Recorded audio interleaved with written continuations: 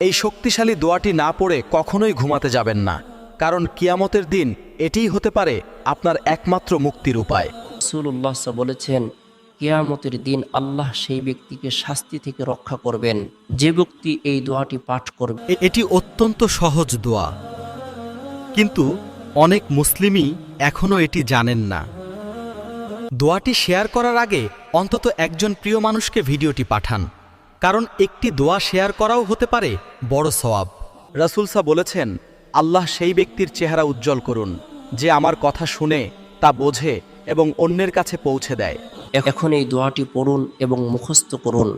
আল্লাহুম্মা কিনি আযাবাকা ইয়াউমা তাবআতু ইবাদাকা।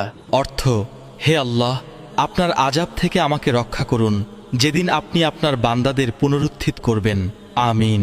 এই দোয়াটি নবী করিম প্রত্যেক ফরজ সালাতের পরেও